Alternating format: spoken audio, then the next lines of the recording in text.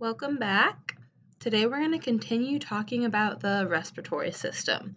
So we'll go over the alveoli, the lungs, and the pleurae. Starting off with an overview of respiratory zone versus conducting zone. So the conducting zone are the structures of the respiratory system that conduct the air or that allow air to flow through them. So that would be everything we've talked about so far.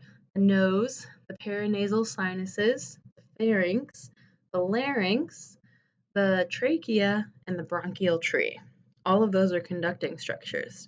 Today, we're going to start at the very tips of the bronchial tree, the terminal bronchioles, and they are going to attach to respiratory bronchioles, that then attach to alveolar ducts, covered in alveoli, and all of this collectively is called an alveolar sac.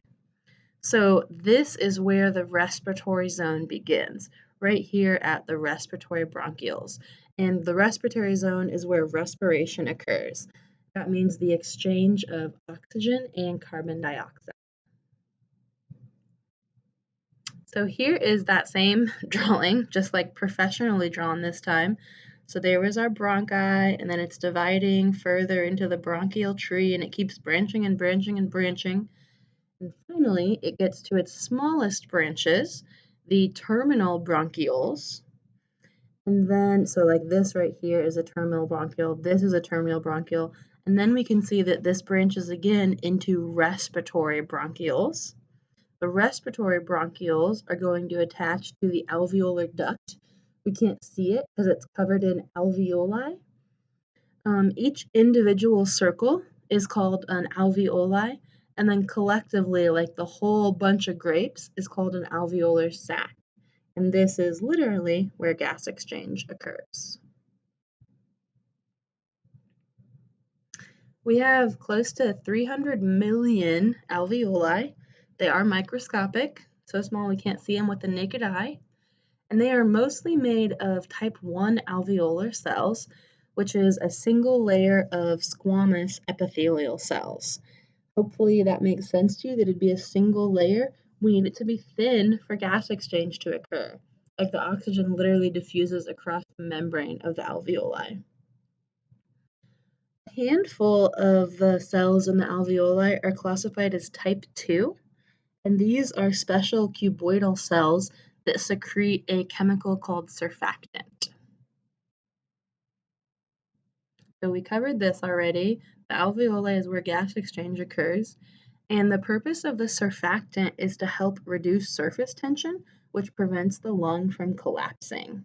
When we're exhaling and there's no air inside of it, it would be easy for it to collapse.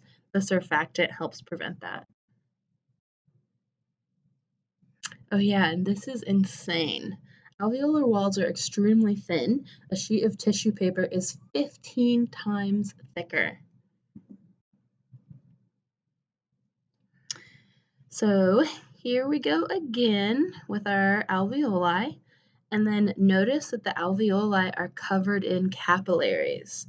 Hopefully that also makes sense to you, because if we're saying this is where gas exchange occurs, this is where, so right now the gas is in the alveoli, it's in the respiratory system, and then the gas moves into the cardiovascular system. It moves into the blood right there.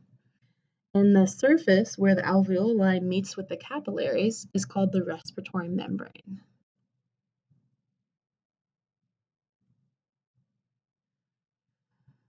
Very thin because we have gas exchange occurring by diffusion.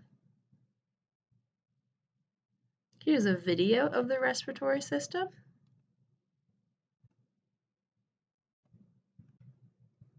And then here is another view of the respiratory membrane.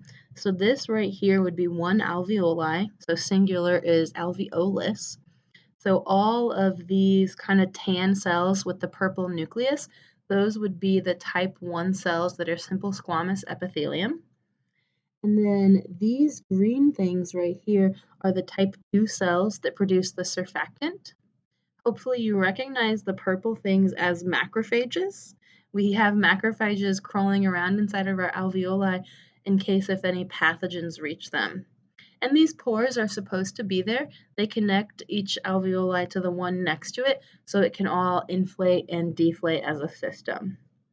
And then remember from this picture, right here, it's covered in capillaries.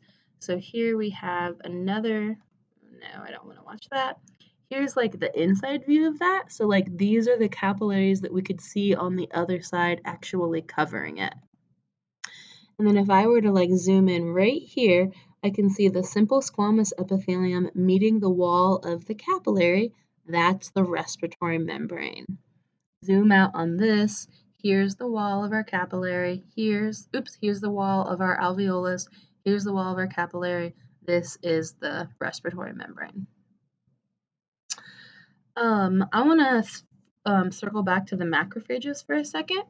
So their function is to look for pathogens that may have traveled in with the air. But then what happens when they find a pathogen? Like, can you imagine that the alveolus would just like kind of fill up with dead pathogens? And then eventually like the macrophages themselves would also die.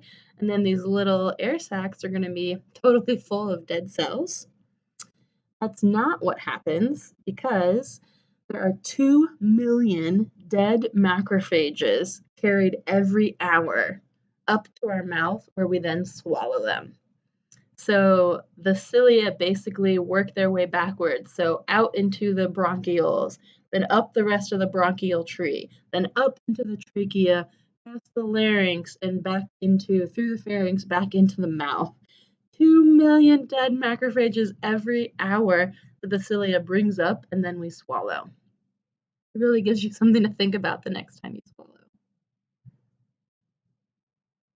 And the lungs. Paired organs in the thoracic cavity. Thoracic cavity means chest cavity.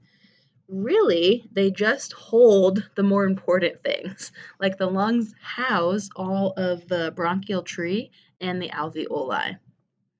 The lung tissue itself is referred to as the stroma. So like the part that's not the bronchial tree and not the alveoli is called the stroma.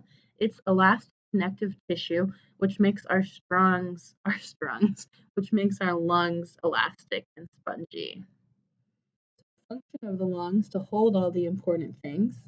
And then the elastic connective tissue in the stroma allows the lungs to recoil, which helps us be able to exhale. Like we have to use muscles to inhale, inspiration, but then it recoils passively during expiration. So it shrinks back to its normal size without any energy or effort. Take a look at the lungs. Notice the heart right here. And then let's count the number of lobes. So over here on the left side, we have a left superior lobe and we have a left inferior lobe. So 2 lobes total. Why? It's smaller because the heart is there. There's a little notch where the heart sits. And then over here on the right side, we have a right superior lobe, right middle lobe, and right inferior lobe. So 3 lobes on the right side because there doesn't need to be room for the heart. And there's a video of a lung exhaling if you want to watch it. Next structure, the pleurae. So this is a thin membrane that separates the thoracic cavity, and so it keeps the lungs separate from the heart. There are 2 separate layers. The parietal pleura is on the thoracic wall, so it's like on the wall of the chest cavity. And the visceral layer covers each lungs. Don't worry, I'll show a diagram of that soon. The space in between both layers is filled with pleural fluid, watery fluid. Function is to compartmentalize the lungs. For example, if your left lung collapses, it's in a separate compartment from your right, so your right can continue inhaling and exhaling. That's a good thing. And then the pleural fluid provides lubrication that helps the lungs expand and recoil. So if we could picture our lungs like they get bigger and then they're going to rub against the thoracic cavity and then they get smaller and they back away from it and they get bigger and they rub against the thoracic cavity. Like every time they rub against that, like picture rubbing your hands together or something like that. It's going to cause friction. The pleural fluid prevents that. It provides a smooth surface and it lets the lungs slide over each other. Well, lets the lungs slide over the thoracic cavity. Here is my makeshift thoracic cavity. So this white bin would be like your entire chest. And then there is cling film that is sticking to the white bin. That's the parietal pleura that's on the wall of the thoracic cavity. We can see the heart in its pericardium down there. It's underneath the parietal pleura, so the heart is separated from the lungs. And then the two balloons are the lungs. And then I wrapped these in cling film, and that is our visceral pleura. And then if you could imagine them getting bigger and they slide against the wall in the fluid, and then they recoil and they slide against the pleural fluid, and again and again. Here is fancy diagram. So this one, we're cut right through the middle. Let's start right here. Here is our lungs. And then this white layer right here is our innermost one. So that's going to be the visceral pleura. And then this white layer out here is the parietal pleura. And you can follow it all the way along. And again, there's a slit in between them where the pleural fluid sits.